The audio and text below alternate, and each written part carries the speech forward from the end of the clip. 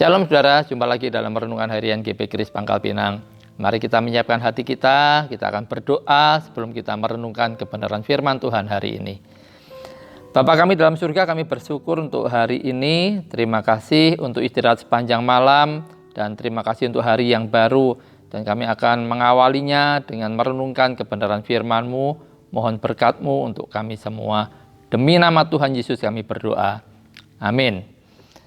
Kita akan melanjutkan perenungan kita sampai kepada pertanyaan ke-19 dari The New City Catechism. Adakah cara untuk luput dari hukuman dan kembali berkenan kepada Allah? Jawabannya, ya ada. Karena untuk memenuhi tuntutan keadilannya, Allah sendiri atas kemurahan hatinya semata telah mendamaikan kita dengan dirinya dan melepaskan kita dari dosa dan hukuman dosa melalui seorang penebus. Dalam Yesaya 53 ayat 10-11, tetapi Tuhan berkehendak meremukkan dia dengan kesakitan apabila ia menyerahkan dirinya sebagai korban penebus salah. Ia akan melihat keturunannya, umurnya akan lanjut dan kehendak Tuhan akan terlaksana olehnya. Sesudah kesusahan jiwanya, ia akan melihat terang dan menjadi puas. Dan hambaku itu sebagai orang yang benar akan membenarkan banyak orang oleh hikmatnya dan kejahatan mereka dia pikul. Pernahkah saudara punya pengalaman ketika saudara nonton bioskop lalu tiba-tiba di tengah film itu lampu dinyalakan? Saya pernah mengalami pengalaman seperti itu saudara. Nah, ketika kejadian itu terjadi, lalu beberapa orang berteriak kepada petugas untuk segera memadamkan lampu. Tentu menonton bioskop dengan lampu yang menyala terang itu kurang mengasihkan. Jadi saudara, latar belakang yang gelap dan dikontraskan dengan gambar yang terang membuat suara dan peristiwa menjadi lebih hidup seperti pengalaman nyata.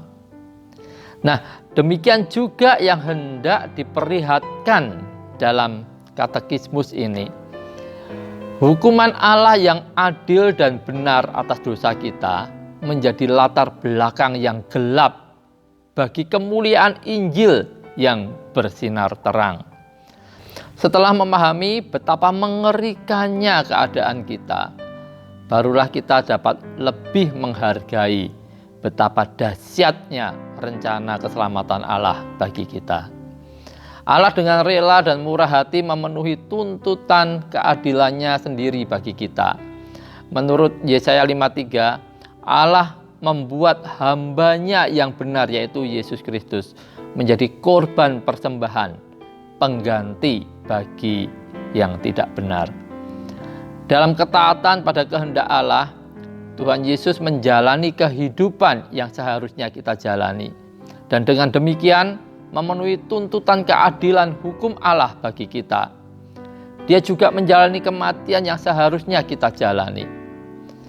Gambaran Yesaya yang jelas tentang hamba yang diremukkan dan menderita sengsara itu dalam Yesaya 53 ayat 10 mengingatkan kita pada betapa mahalnya harga dosa kita. Di salib, Yesus menanggung sepenuhnya hukuman Allah atas dosa agar dapat memenuhi sepenuhnya tuntutan hukuman Allah yang adil atas dosa kita. Di salib itu, kita bisa melihat manifestasi murka Allah dan keadilannya terhadap dosa. Kita melihat keadilannya yang tegas dan murkanya yang ganas dalam menghukum dosa yang seharusnya ditimpakan kepada kita. Namun di salib Kristus itu juga kita bisa melihat kasih Allah yang luar biasa besarnya yang ditunjukkan, yang diberikannya kepada kita. Kasih Allah bersinar terang di tengah-tengah kegelapan dosa yang begitu pekat. Inilah inti dari Injil itu. Kita menerima pertukaran dari karya Yesus. sehingga kita dapat memiliki kehidupan yang benar, dan kematian kita telah ditanggung oleh Yesus demi memenuhi keadilan Allah atas kita. Saudara, aspek paling mengejutkan dari gambaran Yesaya ini barangkali adalah bahwa Allah senang melakukan pertukaran ini. Entah bagaimana Tuhan benar-benar senang menyerahkan anaknya yang tak berdosa untuk diolok-olok, disesah, dan disalibkan. Kebenaran ini hampir tak bisa dimengerti jika kita belum memahami mengapa Allah senang dengan hal ini. Tentu saja Allah bukannya senang dengan dosa manusia, dengan dosa Yudas yang mengkhianati, para pemimpin agama yang membenci Yesus, Pilatus yang menjatuhkan hukuman secara tidak adil pada Yesus, atau banyak orang yang berpikiran salah dan menolak Yesus.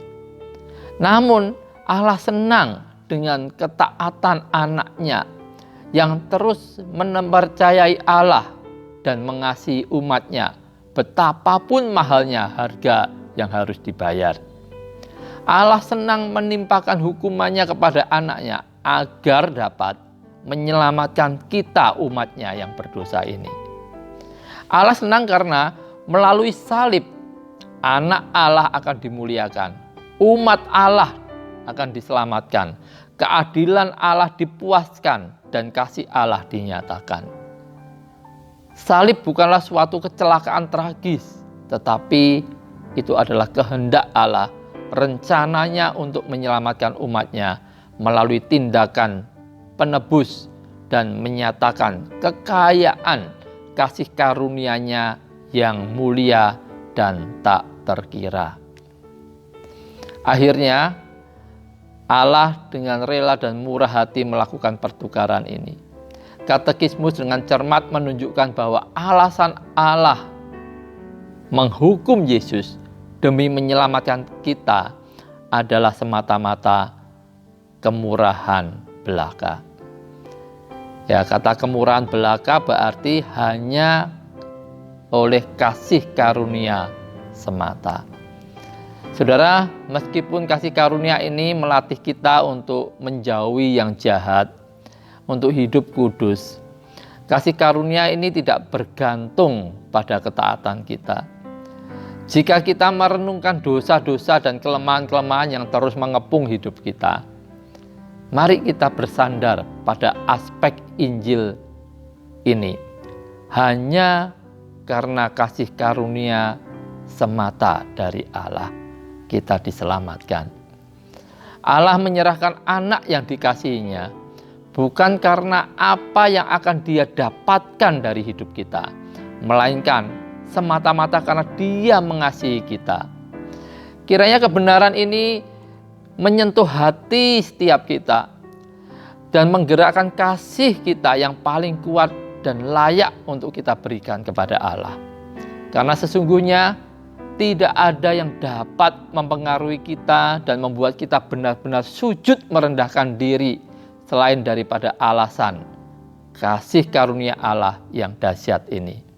Mari saudara, ketika kita memahami kebenaran ini, marilah kita hidup kudus, hidup untuk memuliakan Tuhan, untuk senang melakukan kehendak Allah.